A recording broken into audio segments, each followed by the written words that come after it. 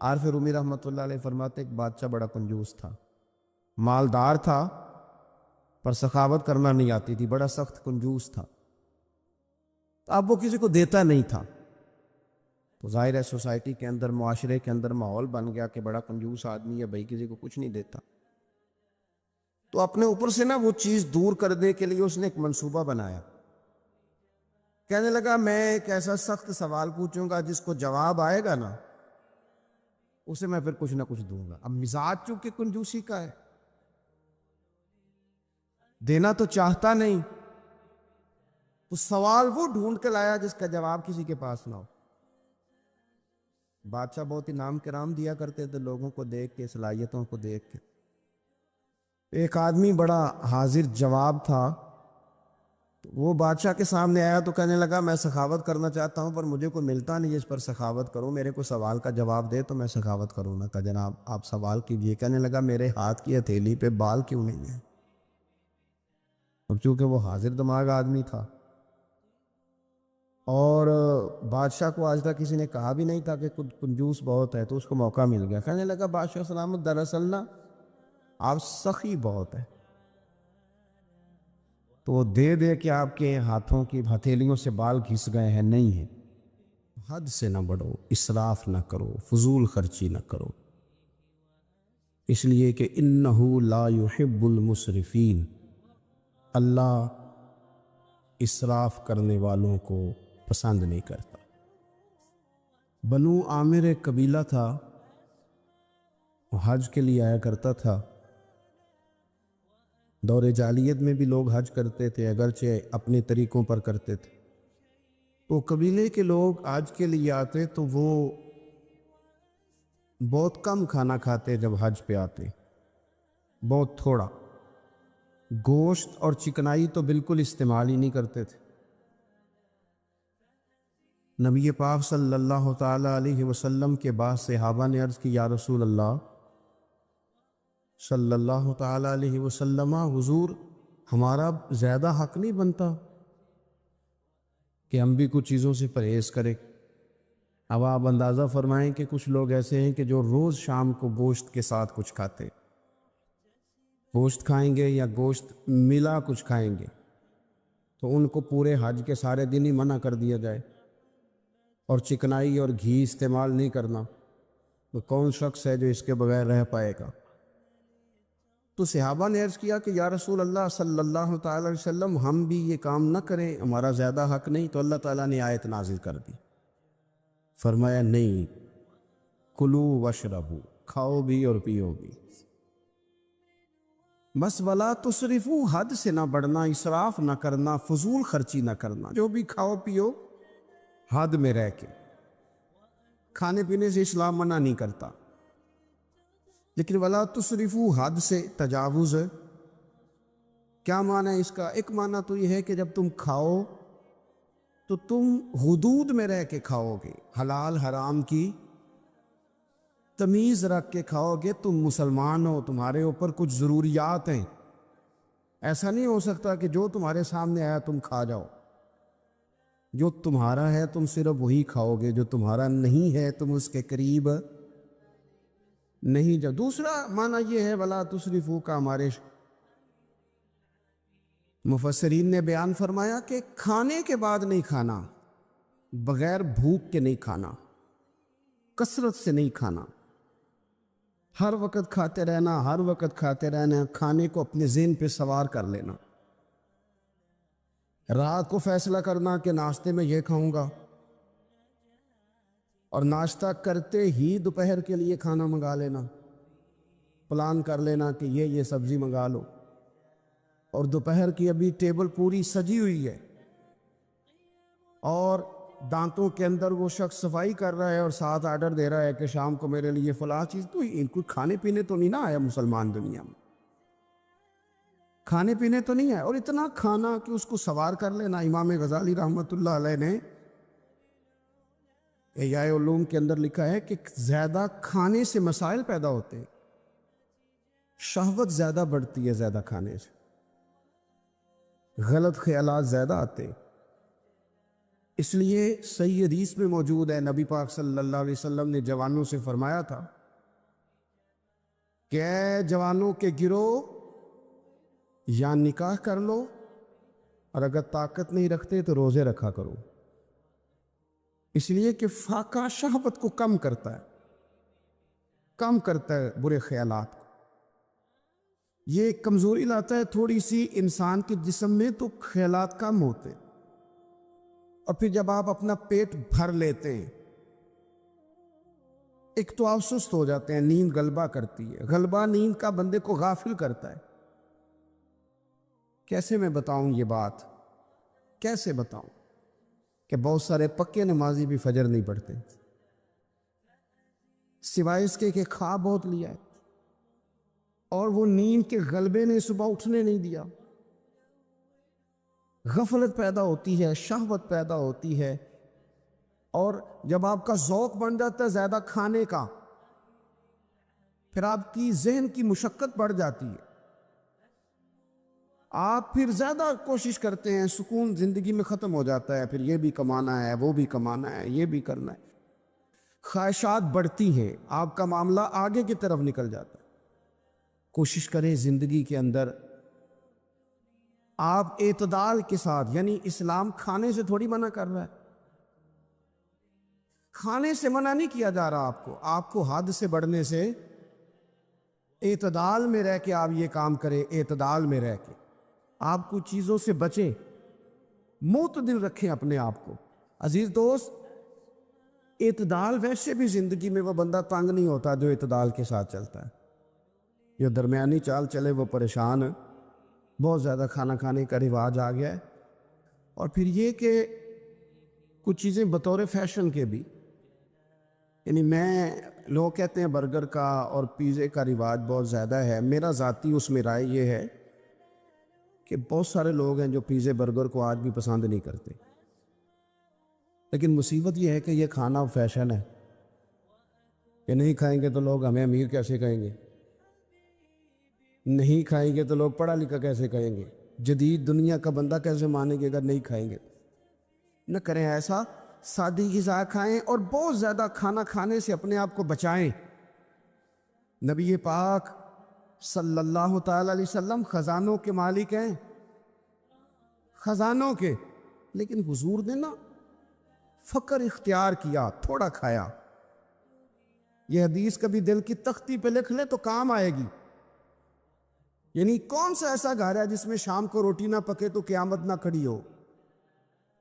عورتیں احتجاج نہ کر دیں، بلکہ روٹی نہ پکنا تو دور کی بات ہے، بچوں کی مرضی کی نہ پکی ہو تو وہ چیزیں توڑتے ہیں۔ لیکن قربان جائیں، ادھر دیکھو نا، کچھ ہمارے اوپر ہمارے دین کی بھی تو ذمہ داریاں ہیں نا، ہم نبی پاک سے محبت کرنے والے ہیں، کچھ سرور کائنات کی غلامی کے بھی تو قرض ہیں نا ہمارے ذمہ۔ میرے نبی پاک صلی اللہ علیہ وسلم کی پیاری زوجہ ام المومنین عائشہ صدیقہ رضی اللہ تعالیٰ عنہ فرماتی ہیں، مدینہ شریف آنے سے لے کر حضور کے وصال ظاہری تک کبھی ایسا نہیں ہوا کہ ہم نے 3 دن تک مسلسل پیٹ بھر کے گندم کی روٹی کھائی ہو، 10 سالوں میں کبھی ایسا۔ یہ بھی تو دین ہے نا، یہ بھی تو بھائی دین ہے، کہ صرف نعرے لگانا ہی دین ہے، کہ صرف وہ یہ کہنا ہی دین ہے کہ جناب میٹھا کھا لو، کھانے کے درمیان سنت ہے، مسواک کر لو سنت ہے۔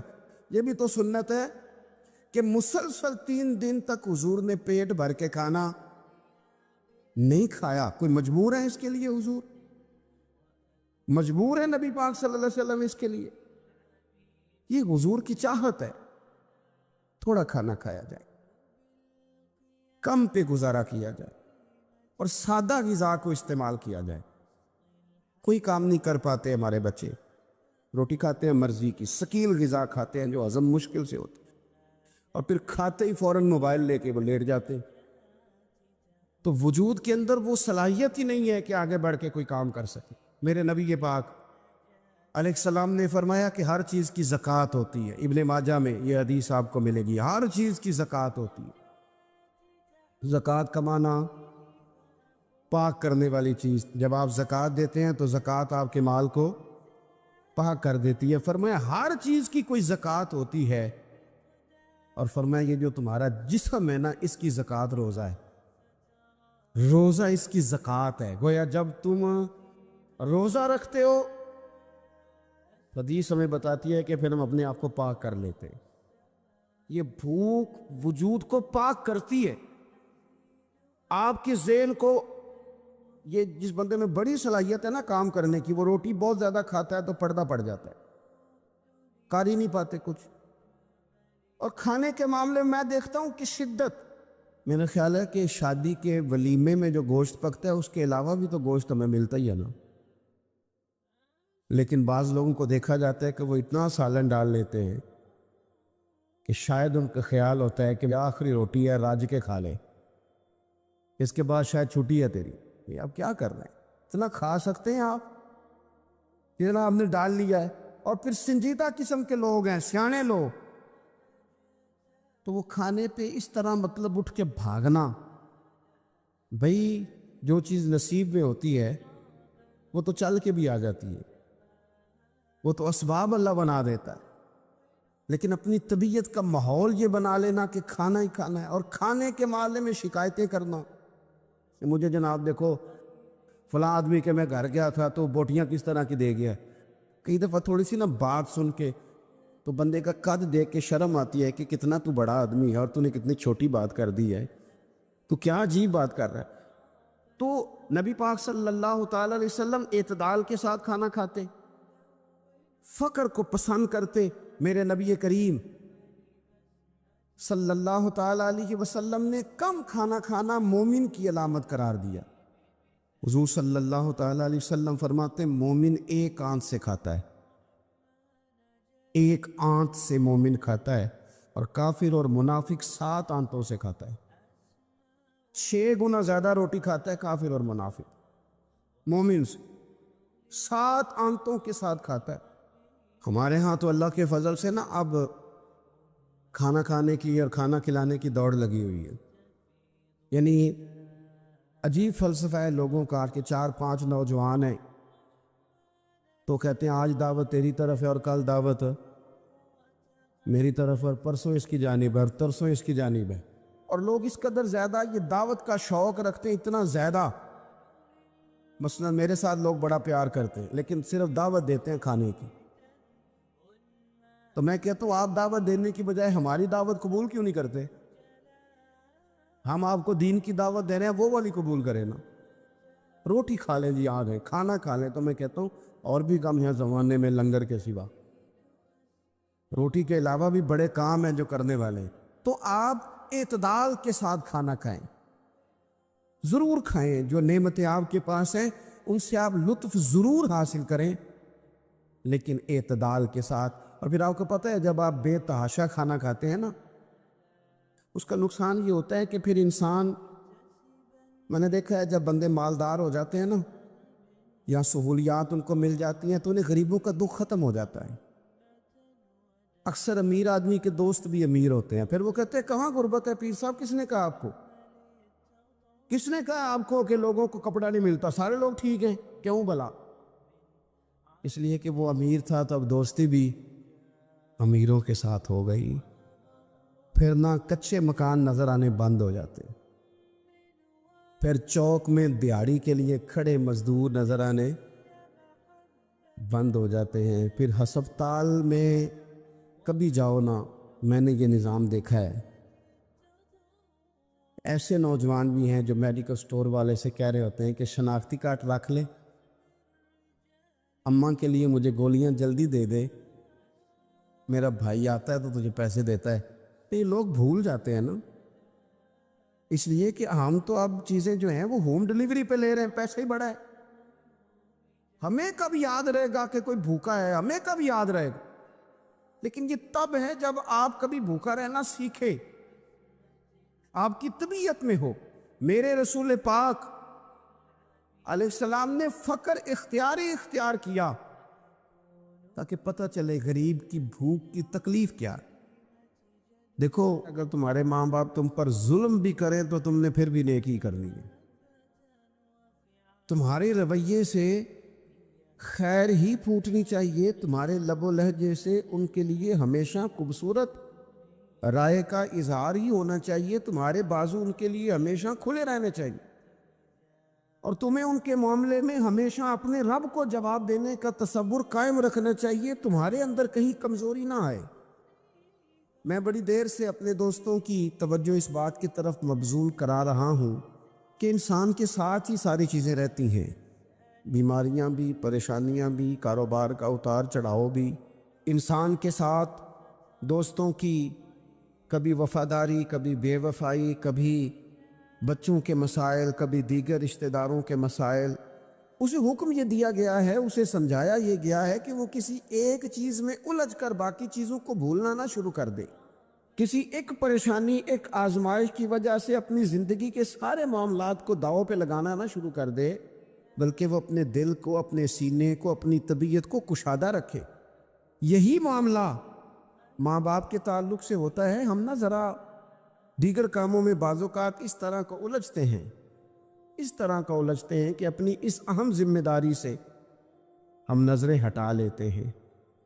میرے نبی اکرم صلی اللہ تعالی علیہ وسلم سے ایک شخص نے یہ عرض کیا تھا کہ یا رسول اللہ صلی اللہ تعالی علیہ وسلم، میں نے نہ تیز دھوپ میں جلتی اور تپتی ہوئی زمین پر کئی میل کا سفر اپنی ماں کو اٹھا کے اس طرح کیا ہے کہ میرے پیروں میں جوتے نہیں تھے۔ اس پوری بات کو پھر سے آپ سمجھے بھلا میں نے کیا کہا۔ یعنی گرم زمین پر گرمیوں میں چلنا ایک انتہائی مشکل کام ہے، اور پھر گرمی اگر عرب شریف کی ہو اور صحرائی علاقہ ہو، اور پھر آپ نے ایک شخص کو بھی کندھوں پر اٹھایا ہوا ہو۔ یا رسول اللہ صلی اللہ تعالی علیہ وسلم، گرم موسم میں گرم ریت پر ننگے پاؤں ماں کو اٹھا کر میں نے میلوں کا سفر کیا ہے۔ خدا را میری بات کو تقریر نہ سمجھنا، یہ ایک غلام نے اپنے نبی سے سوال کیا ہے۔ اس سوال کی لذت کو محسوس کریں اور پھر جواب کا حسن ملاحظہ کریں۔ عرض کی حضور، پڑھا میں نے سنا ہے کہ ماں باپ کی خدمت کا حق ادا کرنا چاہیے، تو وہ میں کوئی حق ادا کر سکا ہوں، کوئی خدمت کر سکا ہوں؟ اس نے کہا میں نے میلوں ننگے پاؤں تپتی زمین پر صحرا میں سفر کیا ہے۔ تو محبوب کریم نے بھی اسے سبق یاد کرایا۔ اس نے اپنی طرف سے خدمت بتائی تھی تو حضور نے ماں کی شفقت بتائی، فرمایا جب تو پیدا ہوا تھا تو تیری ماں کو درد کے جھٹکے آئے تھے، وہ جو جھٹکے آئے تھے نا، ان جھٹکوں میں سے اب ایک جھٹکے کا بھی تو حق ادا نہیں کر سکا۔ وہ جو درد کے جھٹکے تھے، وہ جو تکلیف تھی، کتنی مائیں دوران زچ کی دنیا سے چلی جاتی ہیں۔ وہ بیٹا پیدا کر گئی، خود رخصت ہو گئی، وہ جان پر کھیل گئی، لیکن اسے زندگی دنیا میں چھوڑ گئی۔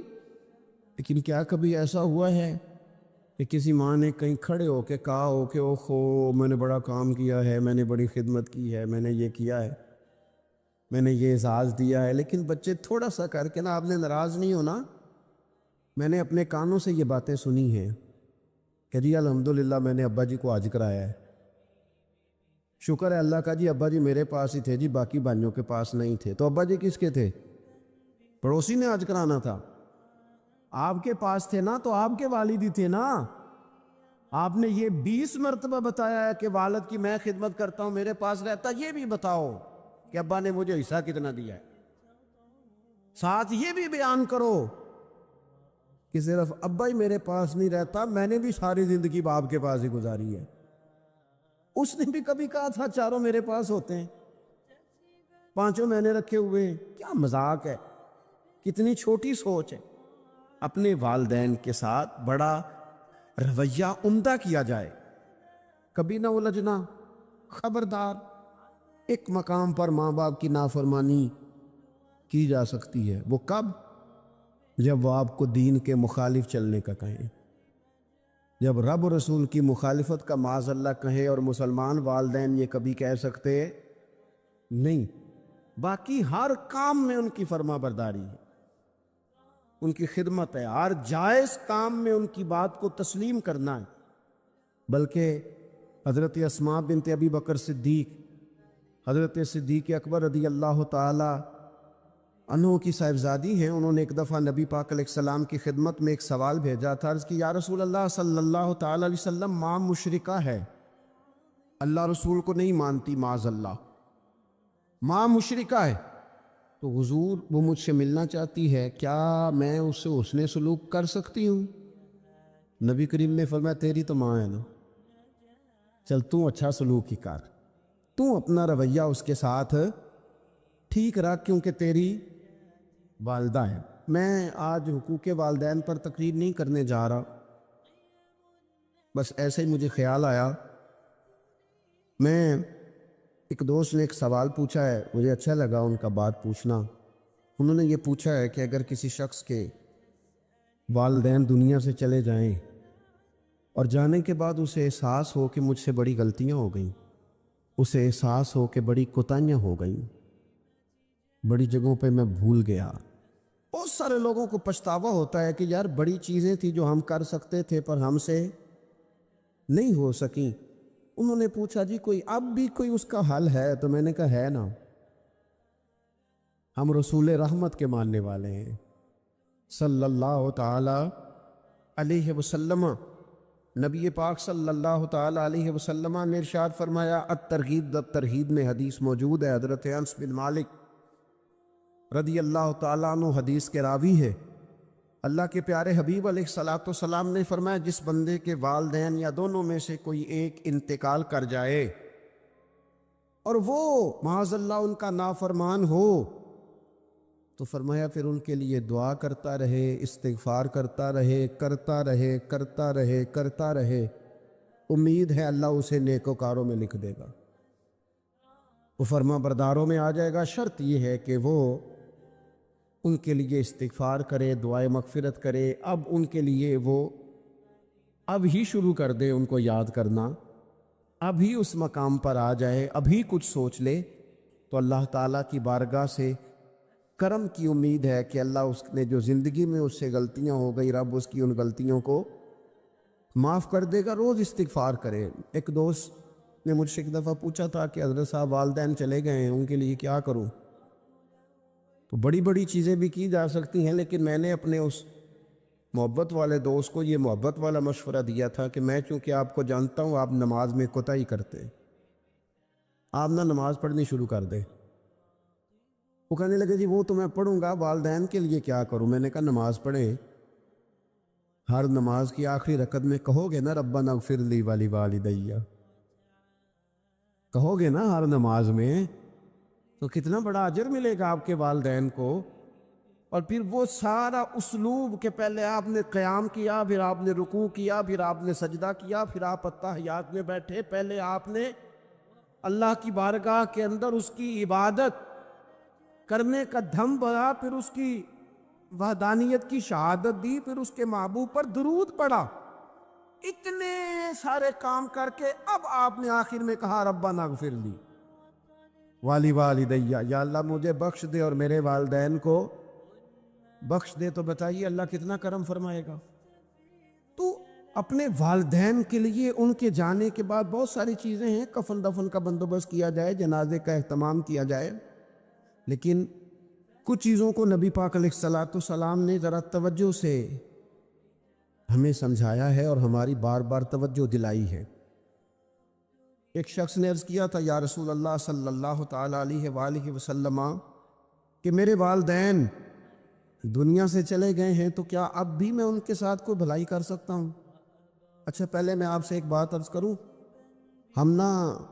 ہمیں موقع ملتا ہے ختمات شریف پہ جانے کا، ایصال ثواب کی مجالس میں حاضری کا، اور پھر اللہ تعالیٰ یہ بھی موقع دیتا ہے کہ بعض اوقات مسلمانوں کے لیے دعا کرتے ہیں، اور ہمارے ذمے لگا دیا جاتا ہے کہ جناب اتنا ایصال ثواب کرنے کے لیے اہتمام کیا گیا ہے تو یہ آپ کر دیں۔ تو ہم پتہ کیا کرتے ہیں؟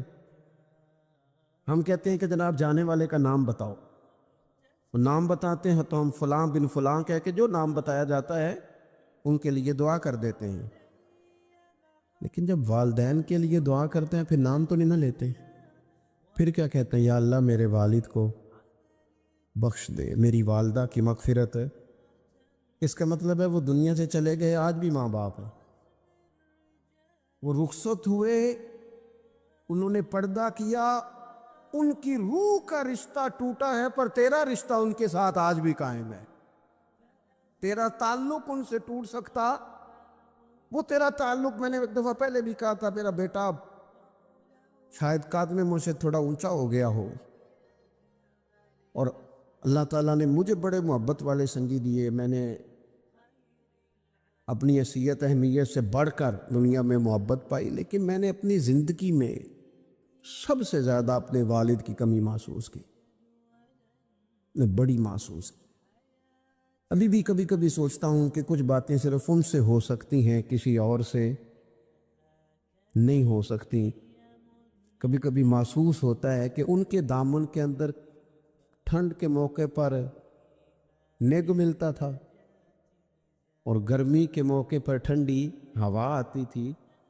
یہ خاص انہی لوگوں کا وطیرہ، یہ انہی کا خاصہ ہے۔ پتہ نہیں اللہ نے کس طرح ان لوگوں کو بنایا ہے اور کس طرح کا یہ رشتہ بنایا۔ تو نبی اکرم صلی اللہ تعالیٰ علیہ وسلم کی خدمت عالی مرتبت میں عرض کیا، صحابی نے، سنن ابو داؤد شریف میں حدیث ہے، عرض کی، یا رسول اللہ صلی اللہ تعالیٰ علیہ وسلم، میرے والدین چلے گئے تو کیا میں ان کے جانے کے بعد بھی ان کے لیے کچھ کر سکتا ہوں؟ تو نبی پاک نے 5 باتیں ارشاد فرمائیں۔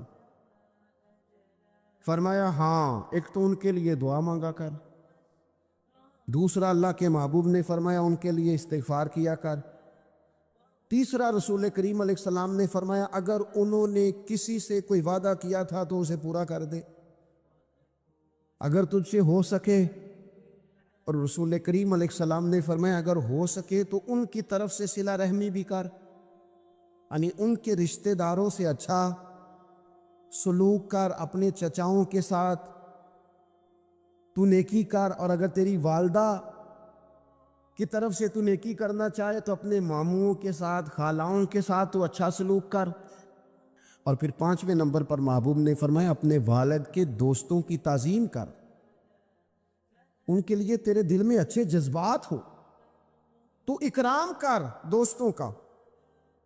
اور والد کے دوستوں کے اکرام کا تو اتنا بڑا درجہ ہے کہ حضرت ابو بردہ رضی اللہ تعالیٰ عنہ تشریف لائے مدینہ طیبہ میں۔ حضرت ابو بردہ مدینہ طیبہ میں تشریف لائے تو حضرت عبداللہ ابن عمر رضی اللہ تعالیٰ عنہ ان سے ملنے پہنچ گئے فٹافٹی۔ مصروف آدمی تھے حضرت عبداللہ ابن عمر، بہت بڑے مفتی تھے، لوگ ہر وقت مسائل پوچھتے تھے، حج کے سب سے زیادہ مسائل انہی کو آتے تھے، اور صحابہ میں ایک بہت بڑا مقام رکھتے تھے۔ حضرت عبداللہ ابن عمر فوراً حضرت ابو بردہ رضی اللہ تعالیٰ عنہ سے ملاقات کے لیے پہنچے، اور پہنچتے ہی فرمانے لگے آپ کو پتہ ہے میں آپ سے کیوں ملنے آیا ہوں؟ حضرت ابو بردہ کہنے لگے میں تو خود بڑا حیران ہوں کہ آپ ایک مصروف آدمی اور آپ ٹائم نکال کر کے میرے پاس تشریف لائے۔ فرمانے لگے اس لیے آیا ہوں کہ میرے والد آپ کے والد کے دوست تھے، حضرت فاروق اعظم کے دوست تھے آپ کے والد، اور یہ صحیح ابن حبان میں یہ لفظ موجود ہیں۔ حضرت سیدنا عبداللہ ابن عمر رضی اللہ تعالیٰ عنہ فرمانے لگے نبی پاک علیہ السلام نے فرمایا ہے کہ جو اپنے والد کی قبر میں ان سے اچھا سلوک کرنا چاہے وہ والد کے دوستوں کے ساتھ اچھا سلوک کرے، وہ اس رویے کو، اس محبت کو قائم کرے، اس چیز پر خاص اہتمام کرے، خاص ذوق دے۔ ہمارے ہاں نا جی ہم جلدی سے مصروف ہو جاتے ہیں اور اپنے دوستوں کو زیادہ ٹائم دیتے ہیں، اپنا آنا جانا، اپنا اٹھنا بیٹھنا، اپنے شب و روز، ان میں ہم زیادہ وقت گزارتے ہیں۔ کرنے کا کام یہ ہے کہ تھوڑا ٹائم نکال کے، تھوڑی فرصت دیکھ کر اس پر تھوڑی توجہ دی جائے۔ اسی طرح معروف روایت سیاستہ میں موجود ہے، حضرت مالک بن دار کہتے ہیں کہ میں حضرت عبداللہ ابن عمر کے ساتھ جا رہا تھا تو میں نے دیکھا ایک بدو ننگے پاؤں اور ننگے سر آ رہے ہیں۔ حضرت عبداللہ ابن عمر نے فٹافٹ انہیں اپنی سواری بھی دے دی، سیاستہ سے حدیث عرض کر رہا ہوں، سواری بھی دے دی اور پگڑی بھی دے دی۔ فرماتے میں نے عرض کی حضرت عبداللہ ابن عمر سے کہ حضور یہ بدو ہیں، یہ تو تھوڑے سے نذرانے پہ بھی خوش ہو جاتے، آپ کوئی عام معمولی سا تحفہ بھی دیتے تو راضی ہو جاتے، اور آپ نے پگڑی بھی دے دی اور گھوڑا بھی دے دیا۔ حضرت عبداللہ ابن عمر کہنے لگے یہ کوئی عام آدمی نہیں، یہ میرے والد کے دوست ہیں، اور والد کے دوستوں سے محبت کرنا یہ ہمیں رسول رحمت نے سکھایا ہے، کیونکہ اصلاں نال جنیکی کریے تو نسلاں تاک نہیں بول دے۔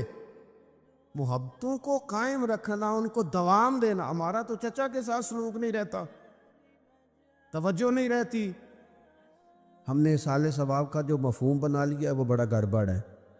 اگر تو کسی کے پاس بہت زیادہ پیسے ہوتے ہیں تو وہ اصالِ ثواب کی محفل ویسے ہی ایک سیاسی اجتماع بن جاتی ہے، اور جو عام لوگ ہیں ان کا زور کہیں نہیں چلتا، تو چلو مسجد میں تو چلتا ہی ہے نا۔ وہ آ کے کہتے ہیں مولوی صاحب کو کہ بچے بھیجیں اور پورا قرآن پاک پڑھانا ہے ہم نے۔ بھئی نبی پاک علیہ السلام نے تو فرمایا جتنی دیر دل جمے اتنی دیر پڑھو، آپ نے کیوں پابند کیا پورا پڑھنے کا؟ اور پھر اللہ تبارک و تعالیٰ اگر معاف فرمانے پہ آئے، وہ تو پتر بسم اللہ بھی پڑھے تو اللہ باپ کو معاف فرما دیتا ہے۔ شرط یہ ہے کہ خلوص ہو، وہاں تو معیار دیکھا جاتا ہے، مقدار تھوڑی دیکھی جائے۔ تو ایصال ثواب تو یہ ہے کہ آپ ضرورت دیکھیں کس چیز کی ہے۔ ہمارے ہاں منوں کے حساب سے کھانے پک جاتے ہیں، بڑی بڑی لمبی دعوتیں ہوتی ہیں، بڑا کچھ ہوتا ہے، لیکن جو ضرورت ہوتی ہے، ضرورت کو ہم نہیں دیکھتے۔ اگر آپ کوئی اور کام ضرورت کا کرا دیں نا، کروڑوں روپے آپ نے لگا دیا ختمات پہ اور فلاں پہ، اور جس قبرستان میں آپ نے والد کو دفن کیا اس میں تو غریبوں کے لیے مزید جگہ ہی نہیں دفن کرنے کی، تو یہ اچھا اصال ثواب نہیں تھا کہ قبرستان کی جگہ بڑھائی جاتی؟ یہ اچھا اصال ثواب نہیں تھا کہ مسجد کا ماحول دیکھا جاتا، علاقے کے غرباء پر نظر کی جاتی؟